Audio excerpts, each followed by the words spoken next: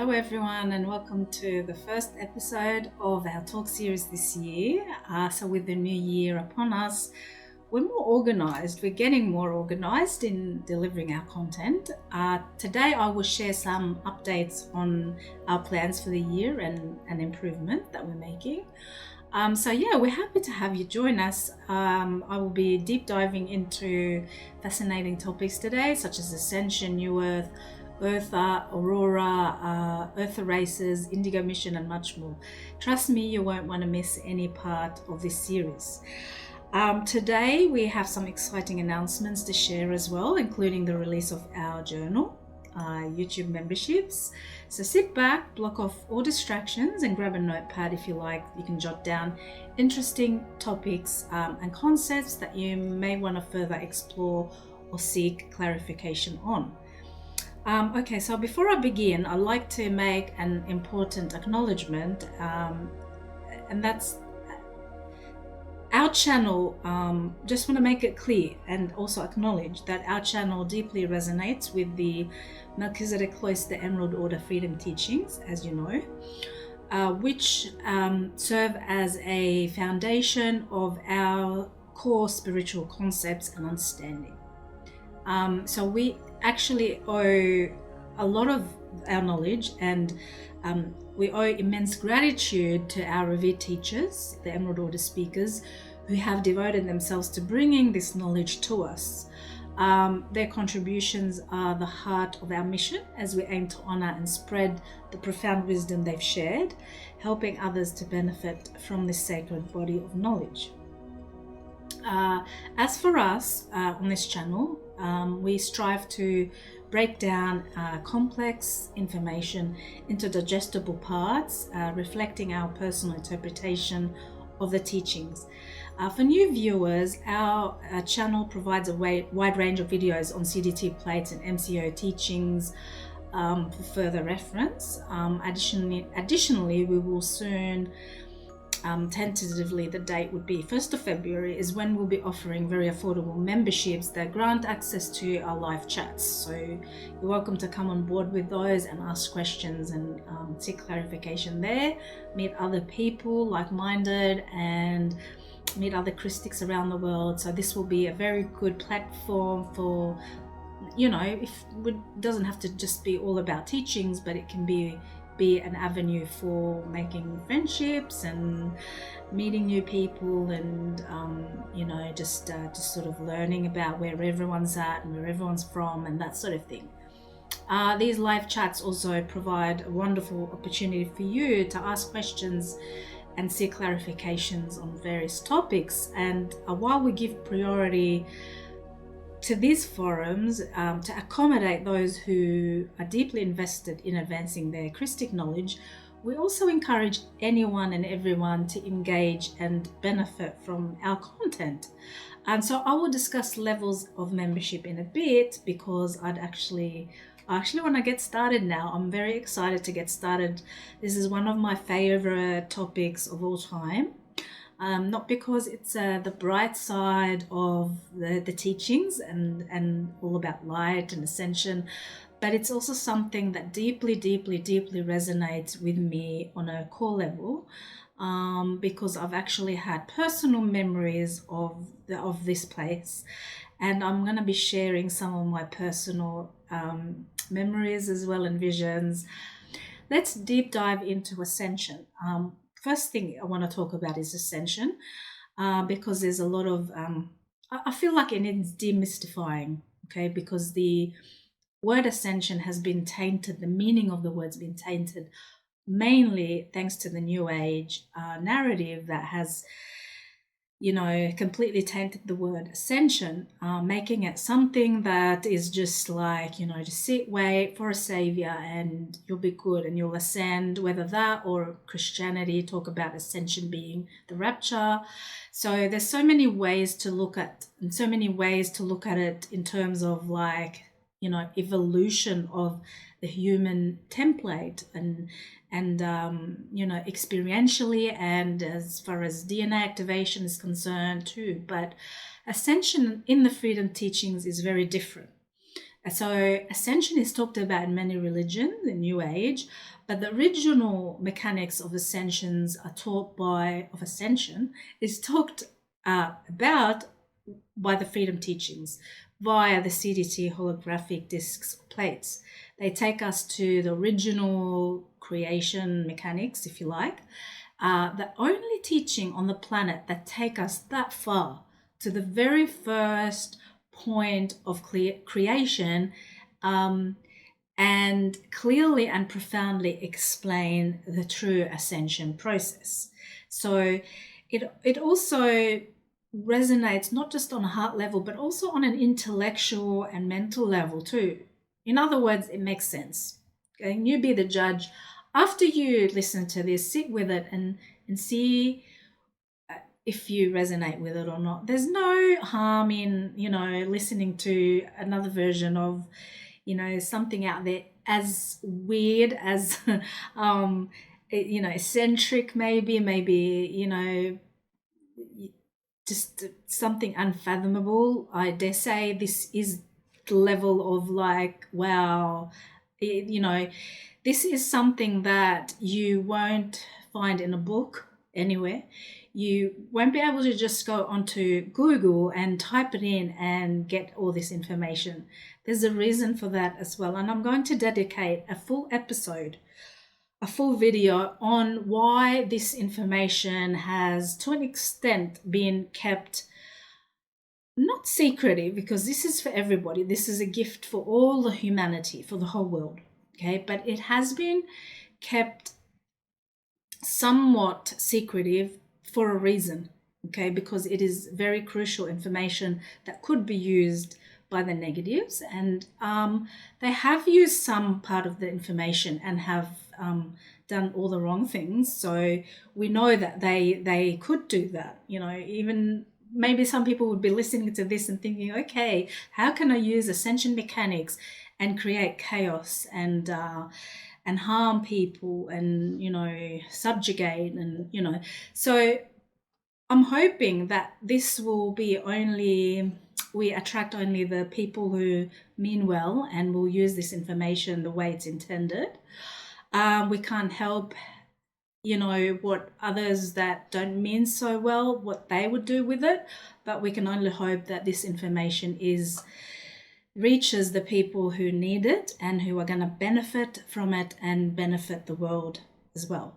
So ascension is perpetual motion, eternal life creation. I'll say this again. It's perpetual motion. Perpetual means it never ceases to exist. Motion, it's always coming and going. It's always moving in and out. And it's eternal. Life creation. There's no destruction in the process.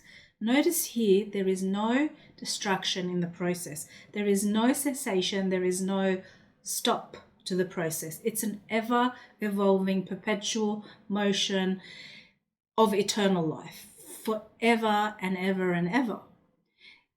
Everything in the cosmos is created and expands itself out. It doesn't just go big bang and then lose itself and implode, although this does happen in a natural system built on reversal energy currents, not eternal life currents. These are false systems that cannot do quantum life generation and regeneration. What we are doing right now is we're partaking in the process of bio-regeneration, because we have been generated before and things didn't go so good, and now we are regenerating our DNA. So we are partaking in the process, whether we are teaching, whether we are the ones who are learning. We all have to be at some point students, but then when we reach a level of activation, we can sort of step it up a little bit, take more responsibilities and become the teachers for those who, are still new to the process. So, but these are the systems that science does not talk about, does not cover, and does not know about. And they know about the Big Bang, they know about the black hole, but they don't know what formed it, how how it formed, and they don't know anything beyond the Big Bang. So they know that the universe is expanding, but then expanding, then what happens? It keeps expanding and then it just implodes. That's what they know.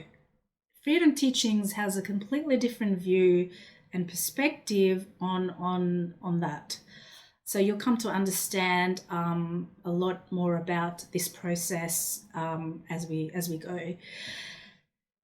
So as far as Ascension is concerned, we start small, like a small consciousness unit, and expand and get bigger as far as manifestation goes. And when the biggest expansion point is reached, that's when we reach something called quantum holding capacity, which means we reach the fullness, if you like. Okay, and then from that we go to the next level. It's like a breath. When you inhale, the pressure inside the lungs has to go down to allow the outside air to move into the lungs. But when you exhale, the pressure within the lungs must increase to push the air outside of the body. It's all got to do with volume, it's got to do with density.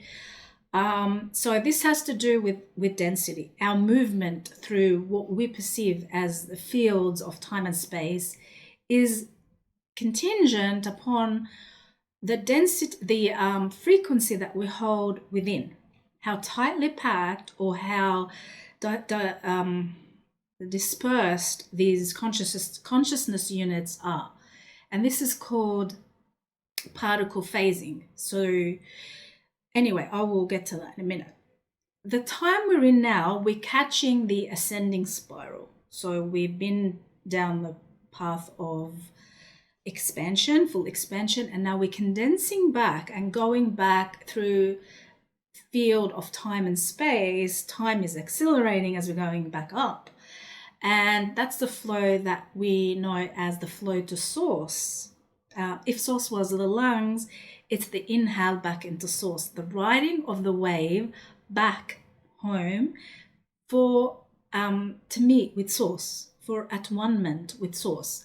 So we must condense because time accelerates and we need to have a lesser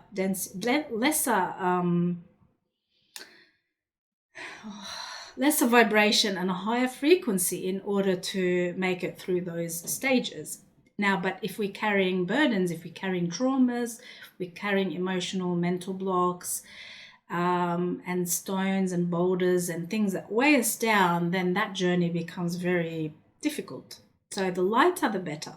The higher the frequency, the more chance we have of becoming smaller, lighter, and more compact. So we can go through those fields, those layers, those areas of consciousness or fields of consciousness, taking us back to at-one-ment with source.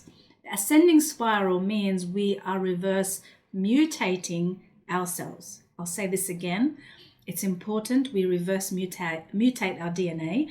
We're in the process of bio-regensis or DNA bio-regensis of the silicate matrix or the body, silicate matrix or body, where we are becoming more lighter, much more lighter than the carbon body that we have right now. If a planetary body or a human cannot DNA regenerate, aka ascend, aka evolve, it will have to accept the path of, so there's other paths because it's a merciful system. Nothing just it goes out of existence. Nothing is annihilated. There is always a path for each and every life, depending on its choices, the choices that it makes. There's a path of fall, there's a path of space dust return, and of course the path of ascension. Eventually though, all life form will return to source. Some will return whole, like the ones that bio-regenerate and catch the time wave, spirals of ascension, and others will fragment because, fragmentation means the template fragments and then they just ride any wave back, whichever wave they can catch, back to source, but they're coming in bits and pieces instead of whole, which means they're not holding memory of their other incarnations. They're unable to integrate their incarnate emanations and manifestations of themselves, let alone bring it all together back to source. So they're not able to bring their imprint back to source, which means they have to start all over. Earth has taken that decision of not ascending this time.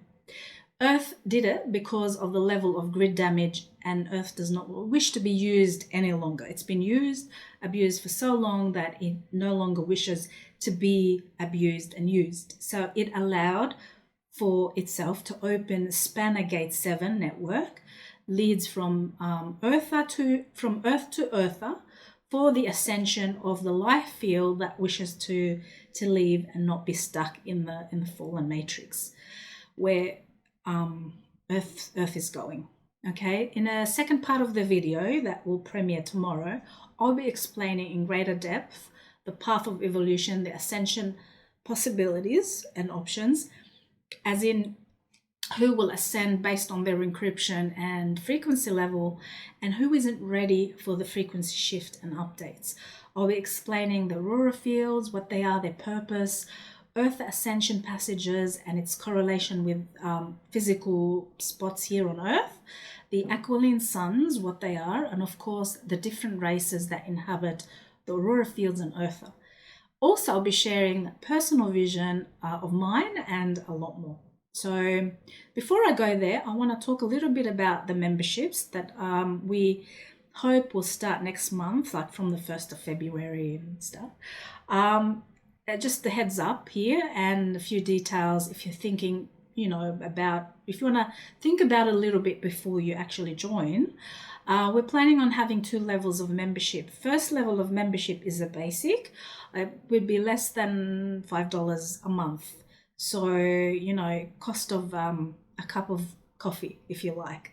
But you will have access to 1 video per month, and our videos, they're not short. They go for an hour or 2, maybe 2 and a bit. There will be participation for the members in polls that will influence future topics. So if you join the membership level 1, you can have a say in what you'd like for the next topic. And we'll do the count, and we'll go by that. And loyalty badges and Christic emojis, something we've created for our members as well. So that's first level membership. Second level membership is all of the above that I just stated, and that's just a little under $10 a month. You get everything I've just stated before, member only chats, priority responses to your questions, loyalty badges, access to exclusive forums that we'll be creating for our members. Of course, the videos that will be premiering and coming live as well. So that's 2 to 3 hours of exclusive video content, including premiered video, live chats, and we're going to add something super, super exciting and interesting, and it's a physical session. A physical session will be live streamed every month for this level membership. It's a 20-minute physical fitness session. You can escape that if you like, but I recommend you stick around. It's not that hard. It caters for all levels and abilities. It's comprised of gentle stretches, inspired by my own yoga practice. And the reason I like it is because it's a very important practice for releasing stress-causing energy build-up in the body.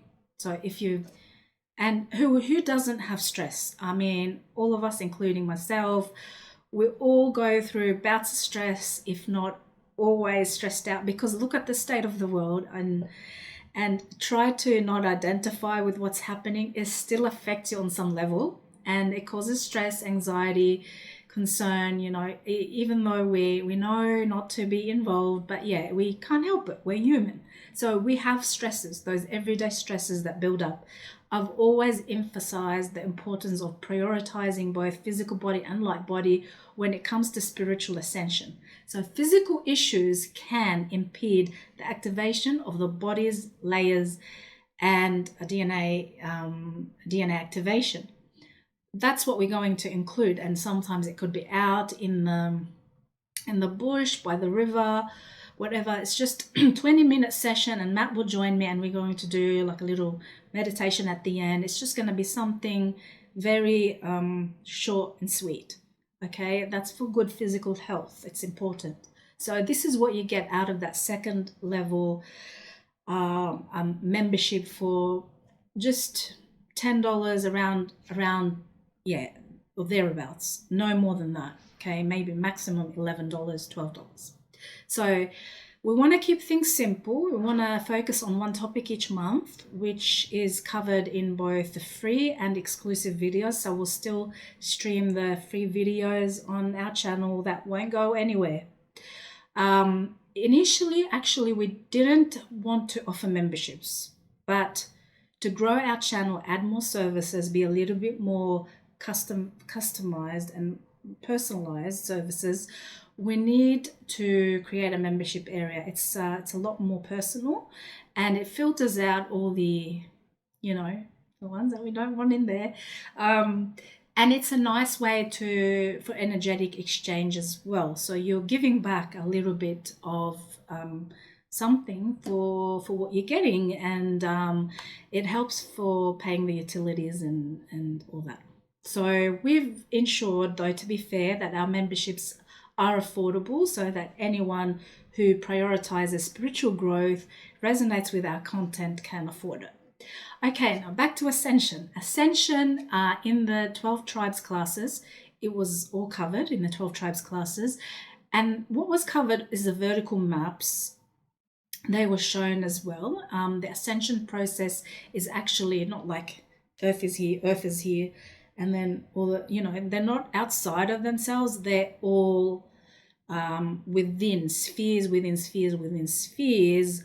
This is the makeup of the Rashalay bodies, and the same applies to Earth and other planetary bodies. When we understand the Rashalay body, dark matter anatomy body, we will see where the solid core versus the outer liquid core versus the 3 layers on the mantle, the crust, the atmosphere layers, the stratosphere, and those layers, where they all fall and where they all correspond to. Every time we change an angular particle rotation spin, or another word for we shift the Merkaba, or we shift rotation frequency, that's just an easier way to say it, we end up elsewhere. Okay, so we project consciousness into another dimension. I've had a question recently about where Ascension Earth is in relation to inner Earth and parallel Earth. Well, the answer to that is that everything interfaces. Interfaces means it's all built in within each other. There is not 1 million trillions or light years away. It's all here on a different particle rotation spin. Ascension stargates are very, very close, much closer than we think. When we look up, we're looking into Urtha, except the planet's flipped upside down. So in normal circumstances, if we look up, we see Urtha, because Urtha is hosting Earth, which means we're existing within the field of Urtha. So when we look up, we're looking into Urtha, including the Adashi temples, those beautiful crystal temples, the cloud cities. When we activate the Rashalay bodies, we can shift our angular particle rotation spin so we can view through these layers. First, we glide, so we project out to these safe zones, and we meet our Christic trainers who will assist us in this ascension process. Some of us can span, but that's getting harder now because it requires full activation of the Merkaba. Urtha is an actual star that has a life field on it, and life exists upon bands. We view what we can view based on the level of quanta that we're holding within. We're not going to see something so ethereal if we're very dense and carbon based. We have to match that frequency, and when we actually tune into that frequency level, we start to see a different life field altogether. So it all we view based on where we're projecting from. as far as consciousness is concerned. Urtha is going through a natural starfire cycle. If you want to know more about creation cycles, by the way, watch the Cycles of Creation video uploaded on our channel. That's done, I think, November. But basically, starfire is when a planet or a body, human, reaches a maximum frequency or a maximum holding capacity, and it disappears into the middle domains. When it finishes its contraction there, so it contracts, when it finishes, it starfires to the inner domains. So it goes from outer to middle to inner to core domain, and that's when we go back to the Unisay. A full Rachalet body activation, this is where the outer domain activates the Christ-star body, and we go into the backspin cycle and back to source. So Christ-star activation capsule is what is needed to go into starfire. Now these are the ascension or the Adashi cycles, the naturally occurring crystal fields. And Urtha right now is going through it. It's moving from the Rachalet to the Richalet. Richalet is a word I'm familiar with, the rishis. In Sanskrit, the word rishi means enlightened one or attained one. That means that we're moving from outer domain to middle domain, or the Edons. And this is what going back to Edon is about. Earth is not capable of doing that anymore though. Urtha is going to starfire. Earth is not able to do that. This means the body goes further and further and further away from source into outer layers rather than the inner layers. Starfire is a natural step within the cycles of creation, where the planetary body or the human body, in this case Urtha, activates its Rachalet body, contracts and into the Edon domain, or the middle domains, and disappears, riding the light, because Urtha is still a Christic planet that hasn't fallen. It's operating in a full Christic function. No parts of it have fallen. So, which means it still breathes prana and its core is still intact. It's all about the core. The core of Urtha is still intact, which is why it's going to starfire. And we're hoping to join Urtha in that starfire, first by integrating, interfacing, and becoming more alike in terms of our templates to Urtha's templates, so that we can starfire with Urtha. And I'll explain why that's not the case right now. Okay, that we're getting to that.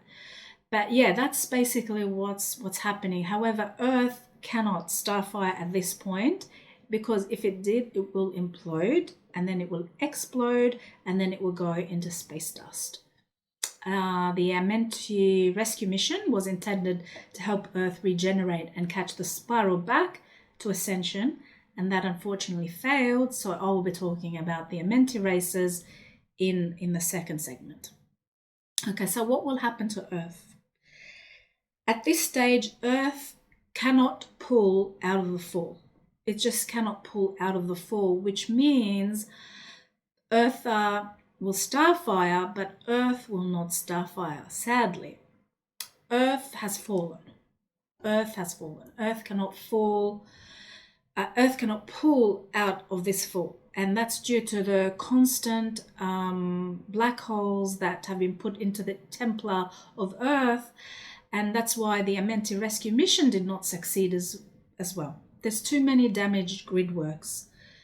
From the time the Amenti host was set, which was 550 or 555, around 550 million years ago, they agreed to allow for the Ascension passage to remain open, so Urtha races can incarnate as Aquafarian races, and when the right time came, they would host the life field out of here. But only the life field that still held the Aquari code DNA out of here. This is called a hosted ascension. So where is Earth going? What's Earth's destiny? Well, the Aquarian matrix host will allow Earth to not have to go to space dust return when Urtha starfires 2047 to 2052. So the hosting body, Urtha, will go starfire into the Eon layers. It will leave Earth behind. But the Aquarian matrix hosts, Aquarian and Aquarian races, they have going to stay back in order to help Earth not go into space dust return. The Aquaria teams are the anchoring team they are the Indigos. They're hosting the Earth and they're hosting the humans, the human shield. These are the Indigos. So the Indigos are helping, but we're not alone. We have the Aquarians and we have the Aquafarians. We're forming a big shield. It's like an energetic construct held together by a living matrix system that allows other life field to incarnate within it to bioregenerate its DNA. So we're hoping that this bioregenesis will take place between 500 to 1,000 years. Such time may be sufficient, hopefully, to get as much life field out of this system as possible, because we know what's going to happen to the sun. The sun will go nova because its prana seed compaction has occurred already. It's losing its gelasic layers, so it's down to, I don't know how many left, but it's not a lot of time. So Indigos are here for that mission, to host Earth and to prevent it from falling back into the black hole status, and also help humans ascend into the Aurora fields. So Indigos, if you like, are like the gel that holds together all other life until the starfire commences, and for the next 500 to 1,000 years, like I said, taking as much life field out of here as possible. So who inhabits Urtha? Just as there are many human races, hybrid races, Urtha also has a biosphere with life field that inhabit it, and I will name a few of those races. First, we have the Aquaribendi races. They came here from the parallel adjacent Akasha to bring the Aquarian host here. So they come from another Akasha. They're neighbors, if you like, or cousins, if you like, and they come here to bring the Aquarian host here, meaning they're here to assist humans and Indigos who hold the Aquarian Codex to ascend out of this fallen Eka system and our solar system we're in. These races hybridized with angelic human cloisters during many seedings, and that's why they hold a special place for us in their hearts, because we are related. They hybridized with angelic humans during many seedings. The Aquafarians, that are part humans, part Aquaria, they created in an attempt to help Bio-regensis, because the human race was losing the Aquaria codes. So they were seeded here to open certain passages for seeding 3 Bio-regensis to do with the Aquafarian 3 races. Now, in 11,000 BC, a group of angelic humans went to Urtha, Spanner Gates, as couples, so males and females, and they were offered energetic transmissions of the Aquaria codes to their fetuses, their babies. So their babies were born who stayed in Urtha, but their children are the first lines to be brought back and seeded on Earth.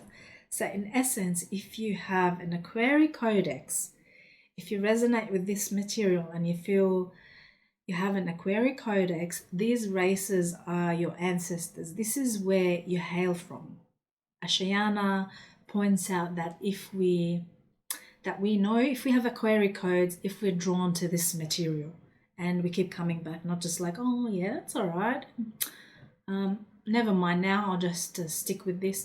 If you're really emotional, like I can't help it, every time I hear Aquaria, even the name, I get really, really emotional, and I can't explain it. It's something that, like, I have no control over my feelings when it comes to this. So we might have started in one of those earlier seedings. That would mean Aquarian Navajo codes, who are a little more advanced than the Aquiferian codes. But Aquiferian codes, they are, if you like, the first line of teachers who have shared codes with us, so we can be hosted back into the Aquarian matrix if necessary. And then there's other races on Urtha. These are the ones that you hear about in the mythos and mythologies and that. So you have the winged hominid lion people. They're one of the Aurora races. The white genies are also hominid genie types. They're bold, translucent, tall, and large eyes. They come in various colors as well, so brown, blue, black, whatever colors they come in. Also a group called the Blue Dragons. They're not the dragons like the Dracos. Draco lines, they definitely don't have Draco in them. They're in fact the antidote to the fallen dragon codes. So they're brought back to the human gene lines. These are Aurora race line, humanoid, blue skin. Not all of them, but the blue skin original Aurora lines, they're the blue dragons. They're known as aquatic bluebird hominids. No wings or feathers, but they have like cape-like formations, and they look like birds and can swim underwater. And I've had one of those visions too. Mermaid, sort of. I think I've shared that before, but like a half mermaid, half angelic human. And it was just sitting on the ocean bed, and the big waves can see them coming, and it was like, wow. I don't know if I could breathe underwater though, but I remember very clearly the color of the water, like an aqua blue, sparkly, and just peaceful. Even though now I'm scared of water, but I wasn't scared in that vision. It was very clear and loud and beautiful. So the blue birds, they swim underwater, and the Homo sapiens, actually, Homo sapiens is not a natural gene code. It's actually a mutation. The angelic gene code is actually a silica-based Orifim code for the original humans, not the Homo sapiens, whatever they describe them in terms of composition. And we're not meant to be carbon-based. We're not Homo sapiens. That's actually a mutation. So I will talk a little bit more about the blue dragon. So I'll get back to that because it's an interesting one.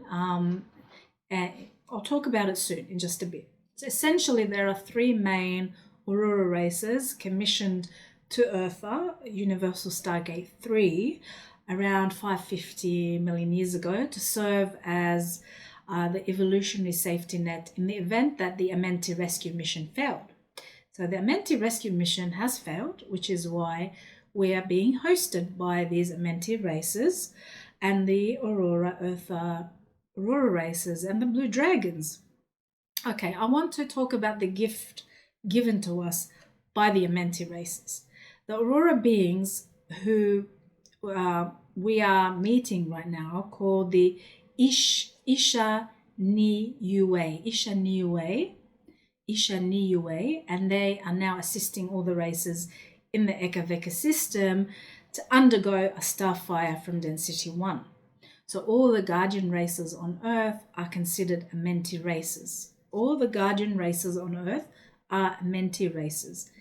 The Isha Niue, they're not Amenti races, they're part of Urtha races.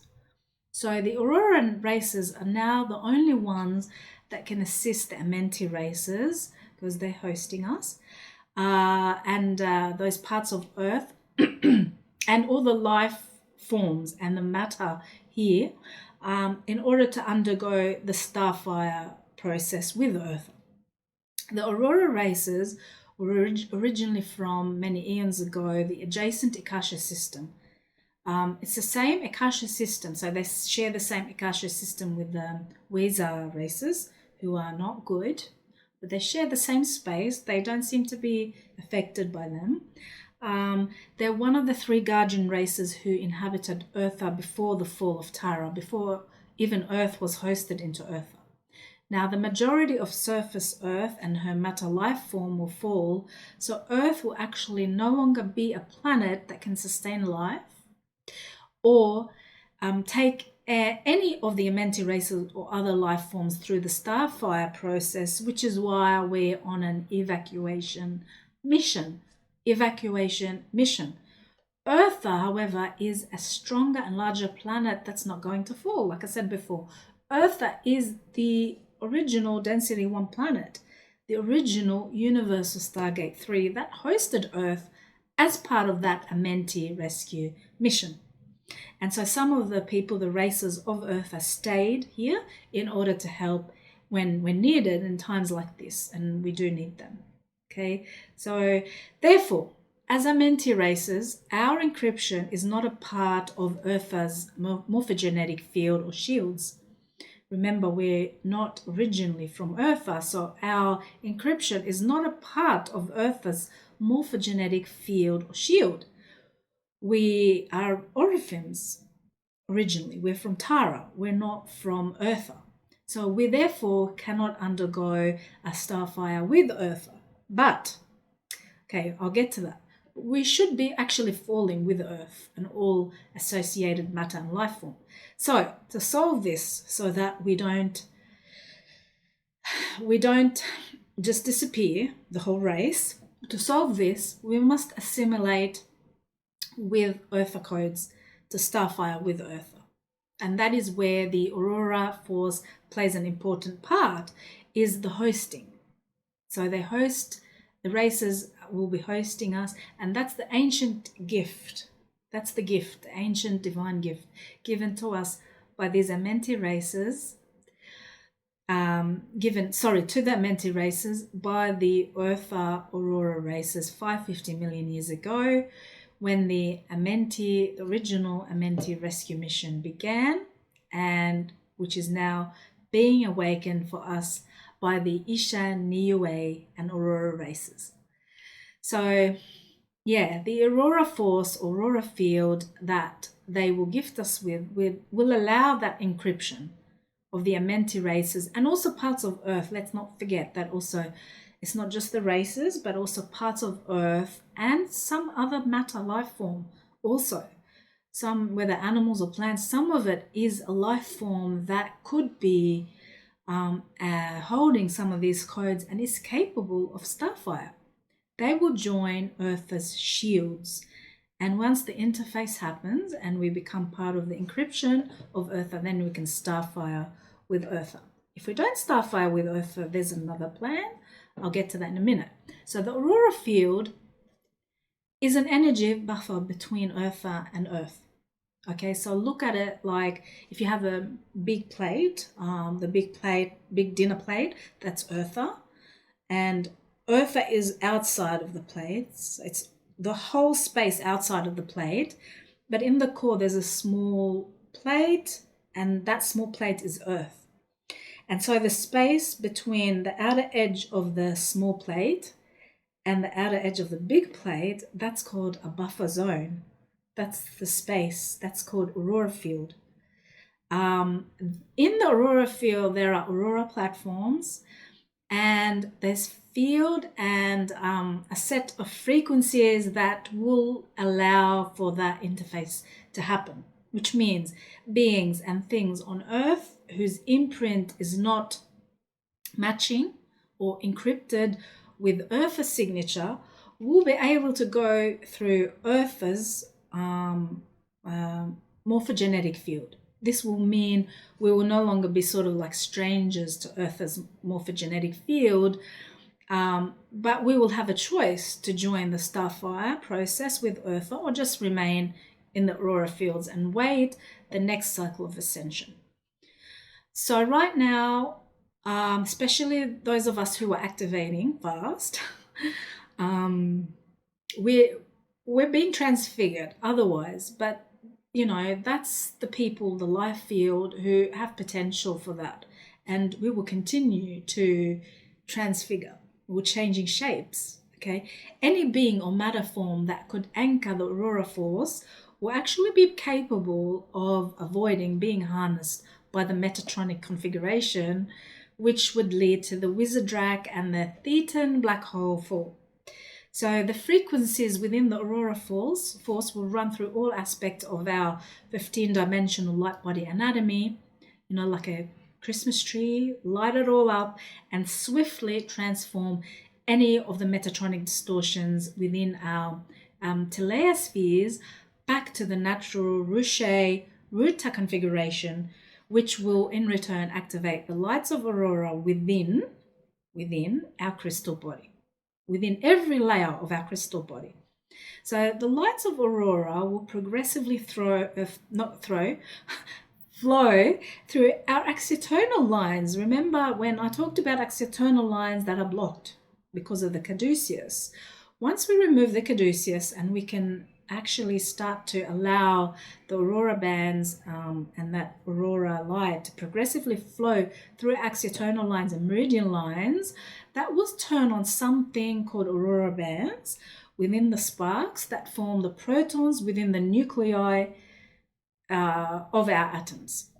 So the Isha and Niue chose not to undergo starfire because they wanted to be here to help.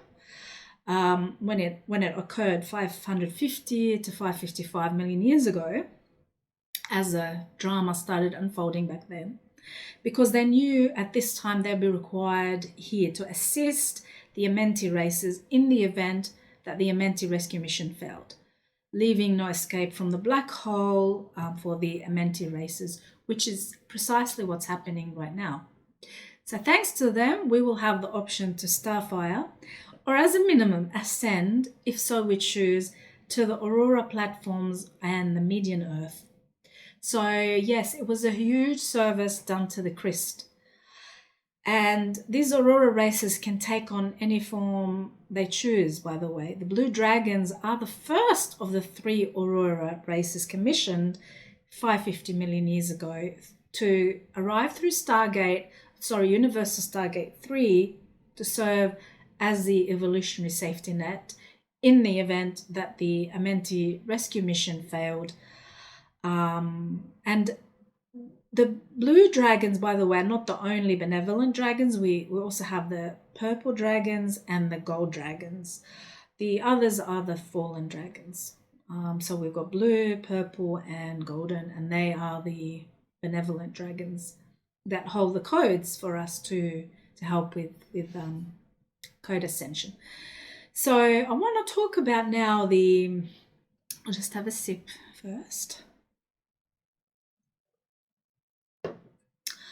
I want to talk about the Girodome technology and the Aqualene sun. So I'll explain this in the next segment. But Earth is hosting within a large crystic star called Urtha. Between the two is Aurora field. And Aurora field is a blended frequency field because it holds encryptions of Earth and Urtha mixed up, okay? Because we can't shift from here to here. We need sort of a blended field first. It's called the buffer zone. Now, when the sphere activates around Earth, it activates to become a gyrating sphere, which is what the word Girodome is in reference to. This allows for the Stargate system, the spanner gates, which are the gates of passages between Earth and Urtha to open. Right now, the gates here don't align with the gates of Urtha because of the extent of the damage here, and plus the Earth is rotated on its axis. So north is south, south is north, and we have the 23.5 tilt in, the poison apple configuration. So you know about this because you might have watched other videos. So we don't have a natural configuration. Like you can't just put the key in, open the door and walk out. That doesn't happen because the key doesn't match the lock. So for this for this to be fixed, the key and lock must fit in perfectly to open the gates, and this happens with frequency and codes that are matching. Right now there's a huge mismatch. So the Girodome technology, or the Girodome Aurora fields, which by the way become Aurora fields when they gyrate, meaning they activate or move to allow the gates to link up. So they move, the fields move, and then they fit with the gates here, and then they become like entry points and passages. So that's like a liaison middleman field that links two things together, like the median field. So the Girodome allows for the gates to plug into one another like a median field, and creating energy fields. And these energy fields are called spanners, where you can span, like you walk in and you arrive there and you disappear from here, like in an instant. Okay, that's called a spanner, or spanning is the action of disappearing from here. Another word is transfiguration, or ascension. So a spanner 7 is the only activated gate at this stage, because others don't open right now. They're not open, and they cannot open right now. We only have one, and that gate is 7. And it's not necessarily a physical gate, although it's got a location, but it's not a gate in the physical sense. Like you don't just go, oh, where is it on Google Maps, and let's go there and try to pinpoint exactly where and walk in, and then nothing happens. It can happen that way, but it doesn't have to happen that way. All over the earth, in fact, there are places where ascension potential is there. So we can be anywhere on the planet. You can be in Greenland, you can be in Spain, you can be in South Africa, anywhere, and you can connect to these gates and have that code match, okay? And it has to be like an energetic match, an encryption, and then you project mentally there, or you project your Rachalet body there. The whole system is falling except Urtha, Series B, and a part of Andromeda, specifically the one that's linked to the Equinox matrix. So we have a passage, and that passage is 369. 3 being the Universal Stargate 3, not Urtha. 6 is Series B, and 9, parts of 9, only the Equinox matrix. Because as far as Andromeda, which is Universal Stargate 9, as far as that gate is concerned, Andromeda Galaxy, namely M31, wasn't compromised and still is not compromised. Okay, that's because when the systems were falling eons ago, what happened? A part of Andromeda actually got isolated and dimensionalized, like they put a frequency fence around it. So it wasn't compromised, and it became the Equinox matrix. So this is the path called Anastasia Passage. It's comprised of Urtha, Series B, and Equinox Andromeda. From there, it actually plugs into the other Akasha, adjacent Akasha, into the Aquarian matrix, in the parallel adjacent Akasha, where nothing is fallen, and that's where we're being hosted into. They live a Christic way there. They live on the principles of eternal love, eternal creation, unconditional love, forgiveness. Nothing to forgive, but if they need to forgive, it's implied. It's not something that you have to think about, like make an intention and work hard to forgive. It's not like that, because the heart's pure. They're pure beings. They haven't been corrupted by the fall and the fallen angelics, and the virus in the mind, and so on and so forth. They're not affected by the fallen grids. It's a pure matrix, and that's where we're being hosted into. So we have to purify the heart. We have to have the codes that match the codes of these races. Otherwise, we're going to go there and contaminate their field. So yeah, it's they live complete free will. No one can go there if they feel like they need to control other people. They have to be people with a pure heart, love, unconditional love, absolutely no chance of harming themselves or other life form. They live with absolute compassion, connection with source, empathy, and in complete resonance with nature, unity consciousness. So one of these races are the Aquarians, and they complete service to source. Even if they get caught in falling systems, they don't mind it because they are in complete service to source, and they stayed here, sacrificed a fall in order to be here and support other Christic races. So now 3 Akasha groups have formed the Christic Coalition, and you've heard of Tri-River Matrix Co-op or Cooperative.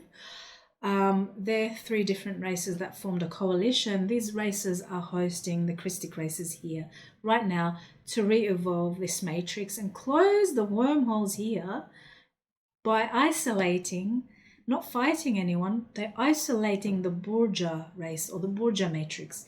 They're the fallen group going now towards space dust return because of the very high level of anti-Christic codes.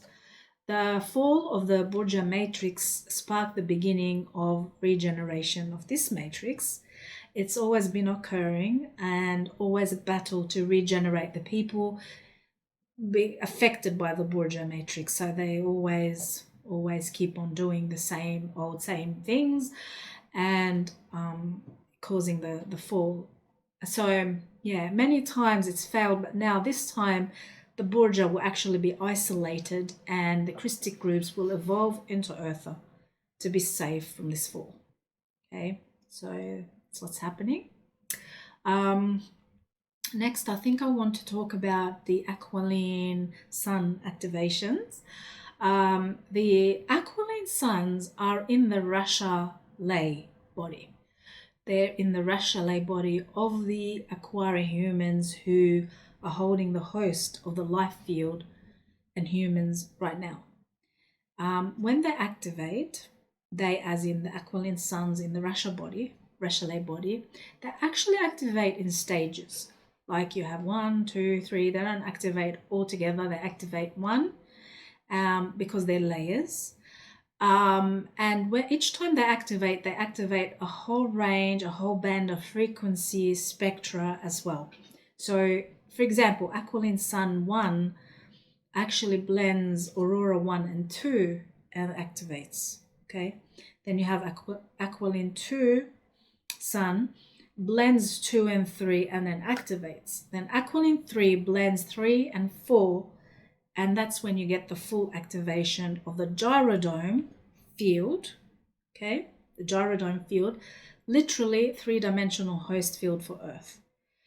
It will appear as a planetary field. It looks like Earth and Earth are combining the two. In other words, it holds the codes from both places.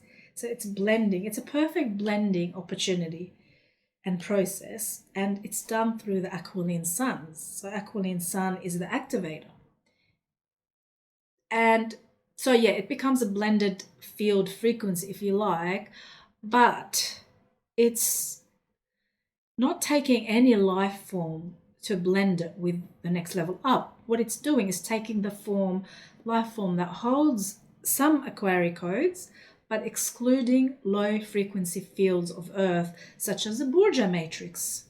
We don't want to take them because they're not good people and they have to be isolated. They will have to be isolated and locked out so they can't infiltrate the new Earth, new as in newly activated. In other words, the 4 layers of the Aqualine sun activate and blend Aurora platforms together, forming what is known as New Earth. Okay, now this is the New Earth spoken about, but not how the New Age movement describes it. Okay, they have a very different understanding of New Earth. Those of us who can't handle the intense energy activations and don't want to take the body through for many reasons, like it could be a tired body, body weary, body unfit, sick, old age, whatever, then that body will choose, or it should choose, because that's like, if one doesn't work, should choose two, not four. Should choose two, which is Badua, a natural death, dropping the body and go from outer to the middle Idon layer in spirit, rather than, in a light body form, and there pick up another form of your choice. These must be somewhat activated Christic groups that resonate with the teachings and have certain codes within them. They can't be Metatronic groups, because the template's not compatible with the templates of the New Earth. They can't be dominant Leviathan. They can be, I think they can be hybrid human Leviathan, but they can't be dominant Leviathan. It must be a recessive Leviathan and dominant angelic human with Aquari codes. I think that's the right formula. So it's all about your encryption. Okay, we always have choices, and sometimes, I think some people overthink it too much. It's like, oh, I wonder if I'm activated. You just do your best, and you just know that it's all within the field of source. Anywhere you go, it's within the field of source. Okay. No matter what, we have a choice. As long as you can hold a little bit of that Christic encryption, hopefully more of it as time goes. But yeah, most of us will need an Aquari code or an Aquari host to make it through the ascension. And unless we have something like 75% or more Shalea, which is pure light, okay, which in my opinion is very difficult right now, with the level of drama on 3D Earth. So yeah, I don't know if there's anyone out there with 75% or more Shalea light. I feel like there isn't any out there, maybe a few, but that's it. So yeah, we will need these 75% and over. Don't have to have an Aquarian host, but the rest below 75% Shalea light have to have a host. Okay, so yeah, we will need an Aquari host to accept us in their shield, to enable our DNA, be our teacher and be our guide for the ascension process. When we drop the body here, we can go there in a light form, incarnate within the Aquafarian matrix after adopting. I think you can adopt a semi-etheric body of your choice, and then continue to accrete frequency there for the next phase of evolution and learning. So it doesn't stop there. You continue accreting frequency, and it might be a good idea to stop and build a little bit more frequency and then make it to or we can start by which is a fast-paced activation, and straight into like catapult into Urtha, from here to Urtha, which would be a huge step. So yeah, that's it, and I will be going more and more in depth. This is just the first part of this series, but what I want to talk about now is something a bit personal. I want to share my personal vision, as I think it's very relevant, and I've never shared it before, and I think now's a good time to share a little bit about me and my story, and just a little snippet, so not a big deal, but yeah, it's what basically happened is, prior to my initiation into the freedom teachings many years ago, I actually was blessed with like maybe 5, 6, 7, or maybe more. I can only recall like 5, 7 extraordinary experiences. They left me completely euphoric and entranced. I was in complete trance. I was so ecstatic because it gave me a very clear vision, and something that I've always been seeking since I was 11. One of the most profound actually was a clear vision of the Garden of Eden, which not in the religious sense. I've always known that religion was off. It's not for me. I've always known that. But I delved a little bit into religion and learned about world religions and knew enough to say, okay, that's not for me. Okay.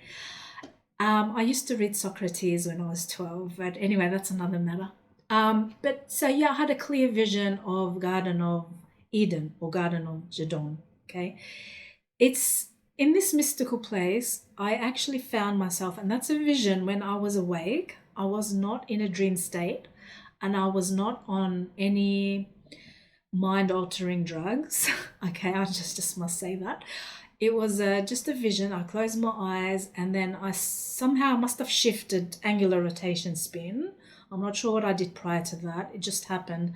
I find myself in a semi-etheric body, okay, floating in a semi-etheric body, and I was walking barefoot. In I didn't have feet like now and a carbon body. I was in semi-etheric body, but I can see my feet walking and upon a surface.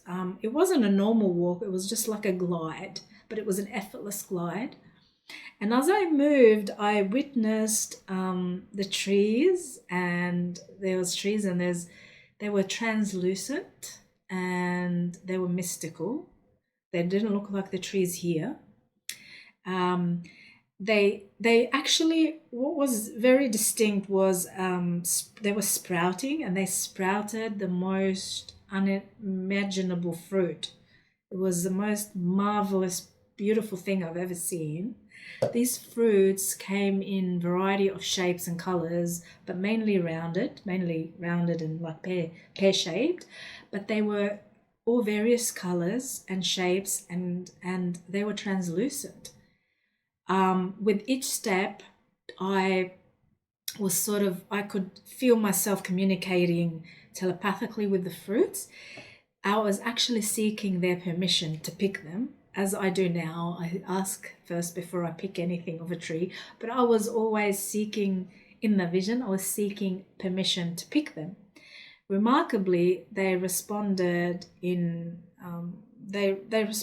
they all said yes. But when they said yes, I'd put my hand near the fruit, and as soon as I put my hand near the fruit, there was an interface that happened. I didn't take the fruit came and interfaced into my hand, and it blended its frequency with my frequency in a very harmonious exchange. It was like, I get like goosebumps telling this. It was just beautiful, magical. It wasn't about a consumption.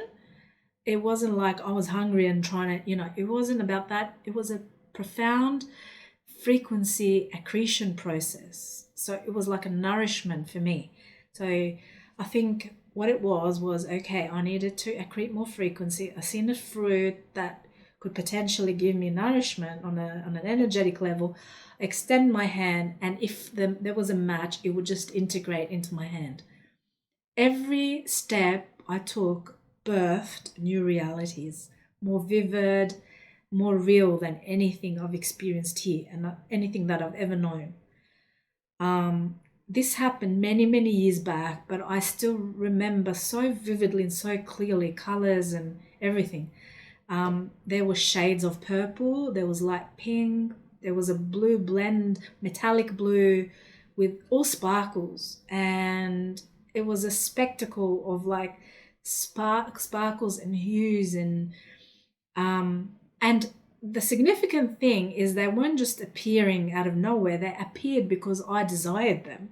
So each manifestation was because of necessities. It's what I needed, and it would manifest. And it was all for my evolution. In this vision, I actually found myself proclaiming loudly in the vision that I am in the Garden of Eden. I was saying that, and it was clear, and it was peaceful, and something like I've never experienced before. It was pure magic, enlightening, to say the least. I created every step on a meandering path. I created the steps. It wasn't a set out path. I created those steps with this enchanting garden, and it was an experience filled with utmost reverence and the most peaceful melodies of birds, all becoming part of my reality that I desired, that I created. Yeah, in this realm, nothing and no one appeared unless I wanted them to. It was a place of like absolute free will and conscious experience where my soul bathed into sheer bliss. Experience. It wasn't just a dream, it was powerful vision. I felt like I was actually there, transported there, revealing, you know, higher realms of existence, possibly density 3. I feel like it was density 3, where every interaction and manifestation actually served a greater purpose. I realized that our dreams and visions alike are profound windows into these other layers of existence. They guide us and they reveal truths about our spiritual anatomy. So, which is why in our journal we've made a section for dreams. So it's very, very, very crucial that to activate DNA strand 4, you need to start recalling the dreams. They have a significance. Not all dreams are pleasant. I know some of the dreams take you down, I don't know, black hole or fallen system or whatever, because we can go anywhere. We can go down, we can go up. But nevertheless, it is something that you need to be mindful about. If you see yourself always tragically dying or having the worst experiences or interface with dark beings all the time, you need to start questioning where your primary consciousness is concentrated on. If it's on 3D experiences, then that's probably why. If you're watching too much news, getting caught in the events and polarity events, then it's probably why. So try to not go there too much, know about it, but don't try and, especially last thought before you go to sleep. Anyway, just thought I'd throw that in. But yeah, it's in the journal. We made sure that it's part of the journal. Yeah, I look forward for sharing. Thank you for listening. I look forward for sharing more of these magical experiences with you in future episodes. Yeah, so these experiences have been nothing short of next level magical for me, and I'd like to share them with you. So thanks for listening. I want to delve deeper into them one day with you and share the others as well. So back to New Earth. What I was saying is that anywhere we land is good. Doesn't matter if it's stage 1, Aurora 1 platform, or if it's median Earth, or all the way to Urtha. At least getting out of this system is a way to deepen our experiences, just like what I've shared now. We have more of these dreams and visions, and we can see the real things. We can connect. We can get closer to ourselves and closer to Creator, God, Source. At least we can enjoy, as a minimum, a level of peace and freedom that we haven't enjoyed for a long time, with or without our body. Because after 2052, that is when the Starfire Ascension process comes to a conclusion, and the Starfire process is between 2047 and 2052, 5 years. After 2052, we will have two Earths existing simultaneously at different particle rotation spin, meaning like in my dream, in one reality your body is existing in another you are projecting into. Okay, higher density levels. It's like that. I feel like we don't entirely leave a place. We always hold an encryption of ourselves there, and people who can glide or slide and span can move between these fields and help for the next 500 to 1,000 years until the sun goes nova. So these people who are us, when we make it through, it will be us. We're going to help people that are left here that have potential to ascend, because the passage will remain open for 500 to 1,000 years until those who need time to activate to pass through can do so. So it is a merciful system. It's not a system that is going to punish us or, there is absolute free will. No one will stay back just because they didn't know, they didn't hear about Ascension. They're in a place where like completely locked out in, somewhere in Iceland or Greenland. And, I'm sorry if I'm assuming, but, like I see these places as like a somewhat isolated. And, even Australia's isolated, or we'll have the opportunity to hear about it one day, because our soul codes will awaken us to what is happening. You can't miss it. It's like, okay, if you miss the first call, there's second, there's third, there's fourth, and it will keep calling you until you respond, until you can hear. And it's an inner hearing, it's an inner vision. If you're meant to know, if you hold the codes, you will one way or another be walked through the process. You will get the wake-up call. No one can live on Urtha. No one who can live on Urtha is going to be left behind just because they didn't make it in time. One way or another, we will go through, except for the beings with lesser than the required Christic codes, which is usually 60% light quotient, or Shalaya light. And this is something I want to discuss in greater detail in the next episode. So we're living here as way showers and even greater way showers there. We coexist. This is the age of Aquarius, but not the Aquarius as in zodiac, astrology sense. It's the age of Aquarius. It's the age when the Aquarians are coming back, marking the end of the drama as we know it. The eternal life code, the Christ, always prevails over everything. No matter how bad it gets, the Christ will always prevail over everything. The return of the Son of God, does that mean anything to you? The return of the Son of God, the rapture. The Aqualine Son. There is no savior. I said it before and I'll say it again. There is no savior. There is help. The Aquarians are helping.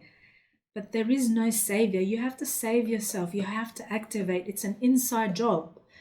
Age of Aquarius is not going to make everyone enlightened and we all rise and like the New Age teachings say. It's the age of the return of the Aquarius to help people with the Aquarian codes. Why? Because we're stuck. We became stuck. And it's not fair if we became stuck due to something we couldn't control and are left behind. So these Christic teams, races, are going to help us.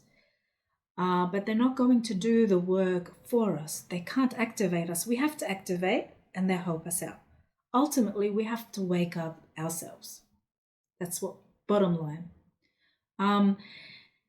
In the next segment, now I'm going to talk about who ascends and who doesn't. But first, before discussing ascension, I want to explain what ascension, true ascension is. Ascension is, I think I've covered that in the beginning, but I just want to repeat, just in case some people have just joined the live. This is very important to remember because ascension is talked about in many religions and New Age. The original is these teachings, the freedom teachings. They could take us to the original point of creation mechanics, the only teaching on the planet to take us back thus far to the original point of creation when the first particle, the first Taran, the first tachyon cycles happen, and the harmonic keys and the expansion, the rational body, the very first, the dark matter that science doesn't even know about. They know of, they know the effect of it, but they don't know how it works or where it is. They can't see it. So ascension is perpetual motion, eternal life creation. One more time, perpetual motion, eternal life creation. It's a forever thing that's happening. And everything in the cosmos is created, expands itself out. It doesn't just go big bang and then out of existence one day. So we start with small consciousness unit, we expand and get bigger and bigger as far as manifestation is concerned. When we reach the biggest point of creation, that's when we reach the high saturation of frequency. then we push into the next layer, which is, in our case, is Urtha's case. If we join Urtha, it will starfire into the Edon domains. Then that's where we contract, the energy is condensed, and then condensing back, and it we take, we go back to source, and then one part will rebirth itself with that encryption that you're holding. And this is called the Christ Star Still Point activation. That's at the end of the Adashi cycle. This is by choice. Okay, we have to want it. Free will. Okay, remember, this allows the large body to be around the seed, so the being expands and grows its consciousness. It means being in full Christed existence, so coming out of source again and being its own Christed existence, getting bigger and bigger and more expanding and more encompassing, not shrinking into nothingness. So this is the first cycle back out of source. After the first cycle, we come out again into a full Christed existence, and that's what is meant by Christ return. This is what it's meant, is a Christed existence will be manifest out of God Creator, source, first point of creation, and it will be a Christed existence. It's a full transcendental state, a level of consciousness that embodies wholeness and fullness and can choose to be in any form and experience anything it wants to. It can be a star, it can be a planet, it can be a human, it can be a plant, it can be anything it wants to be. Each of the cycles represents a space-time cycle. We are in the outer domain, so we are in the farthest away from source, which is the Kali Yuga cycle, before the point of return back to Starfire and back to the Adashi 1, 2, 3, and then back to source. Space dust return, however, works differently. It's a dissension, so its template loses integrity in Kali Yuga because of these choices made, and because of the energetic consequences of these choices it made.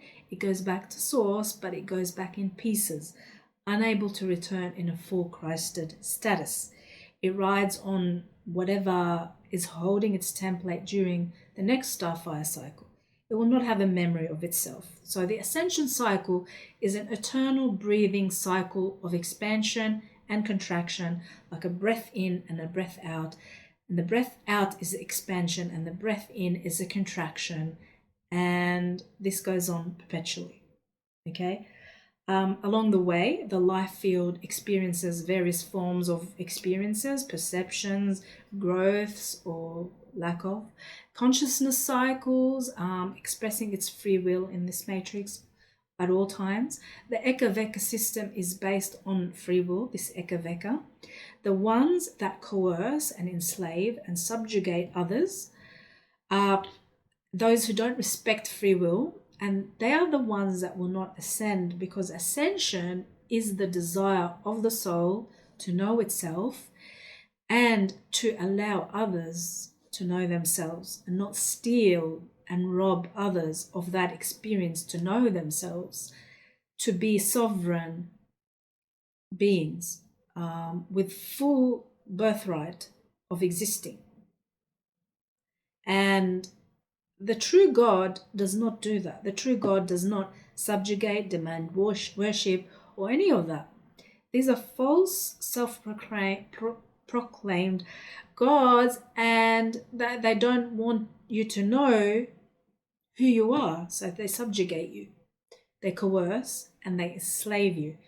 And by the way, there are energetic consequences for their actions and their decisions and choices. People call it karma, but it's not really a punishing system in that sense. It's more like, okay, you get the energetic consequences. You didn't play fair, and therefore you reap the fruits of your action. So I will discuss the evolutionary path because we know that not all people ascend out of this Veka system, or do they? So what happens to the ones that don't? So basically those who can ascend with their bodies, like they undergo a genetic upgrade in Christ code through natural transfiguration of the body with their Merkaba fields. That involves walking with the body through a stargate, coming out the other end. You can watch more on if you're interested in Merkaba mechanics, very interesting, by the way, you can watch podcast 007 on our channel called Merkaba Ascension Vehicle or Mechanics. I can't remember, but it's podcast number 7. Now, those who can't take their bodies are offered an opportunity to be born in the Aquafairy groups, in the Edon layers, in the Aquarian matrix. We are welcome in their system, the eternal systems, unlike the outer domains that have wars.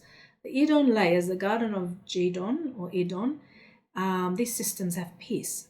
Now, there are different paths of ascension. There is a path of fall, which I will cover in a bit. But what I do want to mention as part of the evolutionary process is the types of ascension, aka evacuation ascension. There's 3 types. So before we go into who ascends and who doesn't, I want to talk about 3 types of ascension. They are the glide and the slide and the span. Okay, 3 types of ascension. Glide is the Rachalet projection, where the body stays here.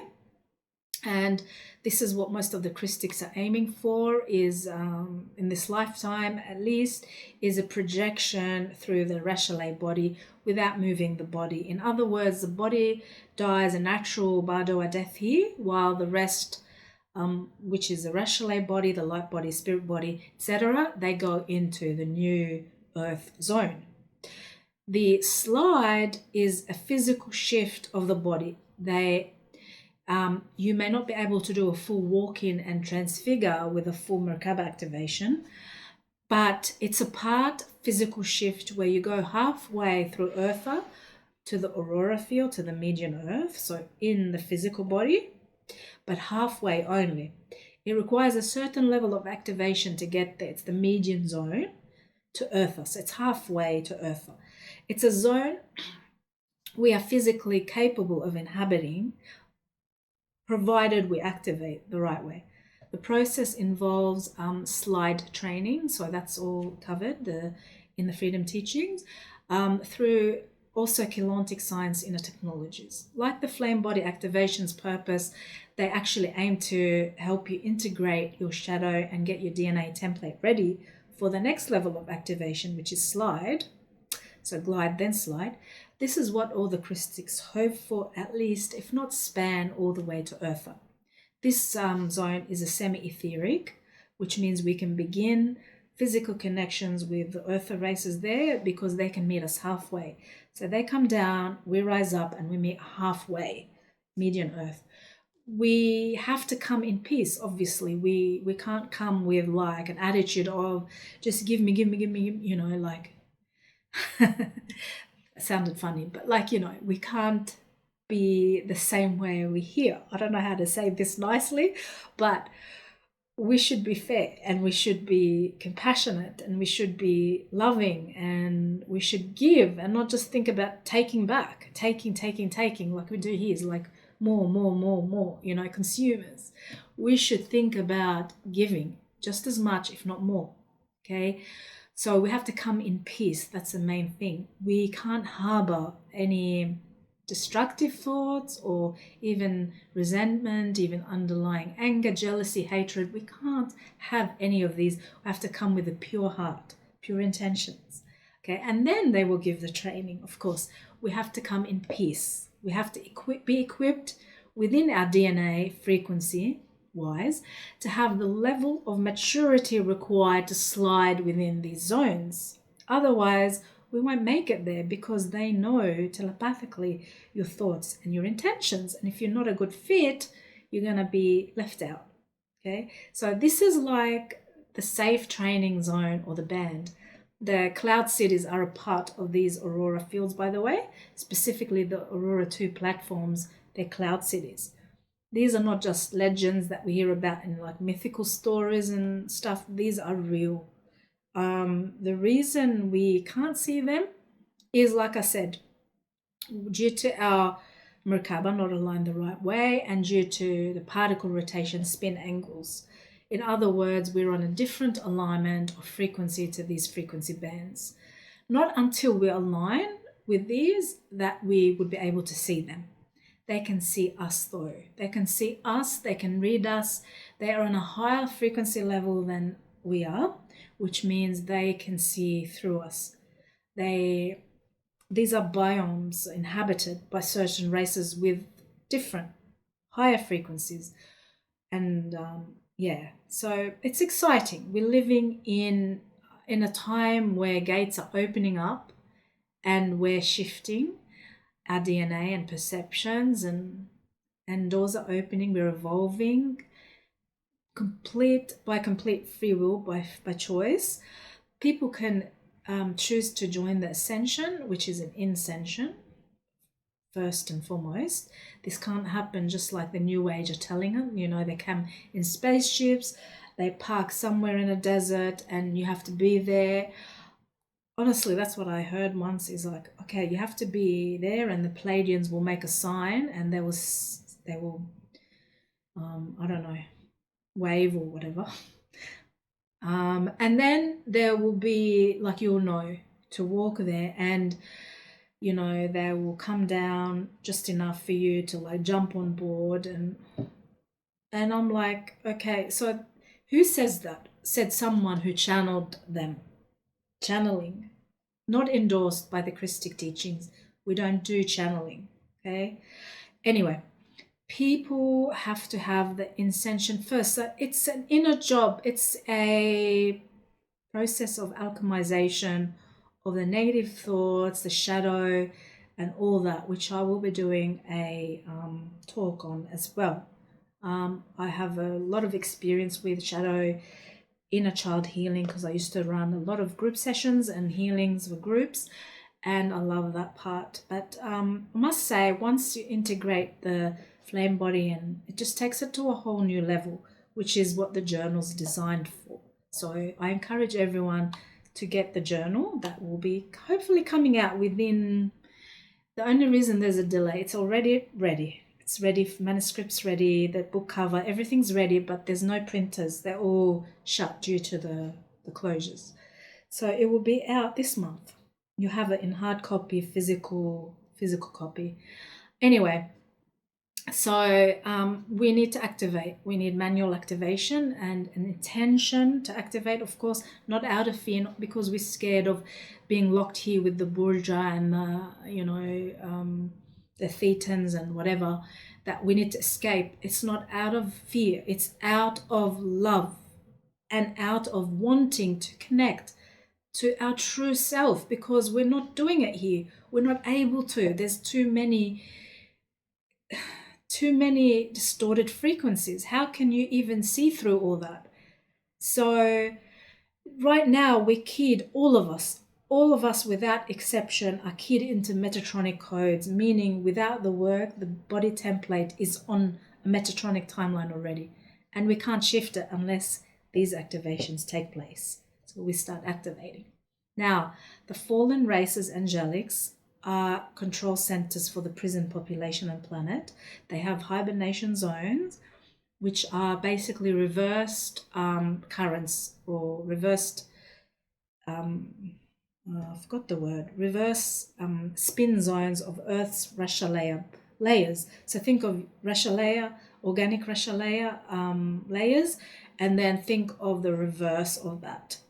That's what they created in the hibernation and the net fields, them meaning fallen legions. And one of them is the ozone layer as well. And there are two others. So in these grids, Atlantis exists. Atlantis is still a continent that exists in these grids, the hibernation zones. It didn't sink, it went into hibernation zone, which means it exists on a different angular particle rotation spin. Some people can key into that. It's not advisable because it's on a reverse now, and there's greys and aliens there, but like running it, it's a control system, but it still exists. So when people project and channel, they're receiving data from hibernation zones. They're opening their fields up to possession, abduction, mind hijacking, astral tagging, and much more that I've covered in Fallen Angelics 2-part series if you want to catch the replay on that one. Aurora platforms allow for the natural safe zones set so you don't get snared into the hibernation zones. That's the beauty about these platforms. Progressively, the Aquafarian shield activates, carrying the Aqualine sun and the Girodome technology, and when it all activates, it begins the process of hibernation zone transmutation. Transmutation means these hibernation zones, net fields, they're coming to an end. They're dissolving because of the Aqualine sun activations. So yeah, they just have to find another home for them, and yeah, that won't exist anymore. They're slowly going to dissolve. And that's where I'm going to end part 1. Part 2 to be continued, premiering tomorrow same time. So if you be here same time tomorrow, you will catch the start of part 2. In part 2, I will delve deeper into Ascension, okay, and I want to explore who is ascending and who won't be able to ascend, the levels of frequency beaming Earth, and I want to also go deeper into activation techniques. I'll also answer questions received from our subscribers. So there's a few people who have asked pertinent questions about different subjects, and I'm going to include those as well and the answers. And I want to cover the topic of evolution potential, outlining various options for people who ascend and those who do not at this time. I'll leave you here for now. I'll be back tomorrow, same time. Thanks for listening and wishing you eternal love and peace. Until next time, see you again soon.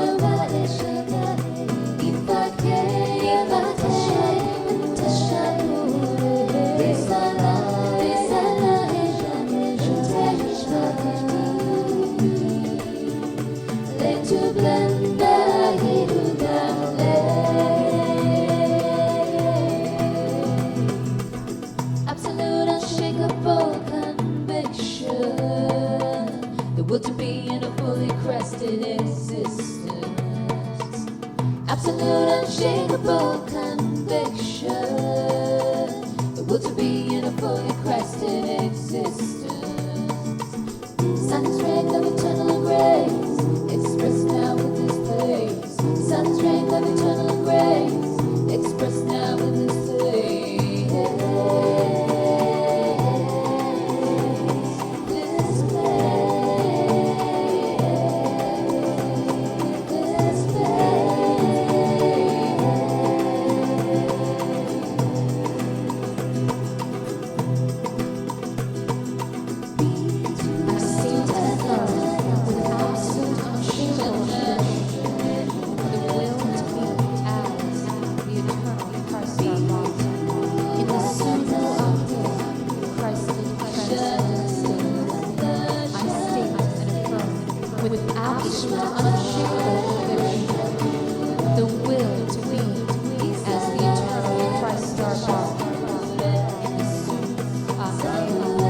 Christ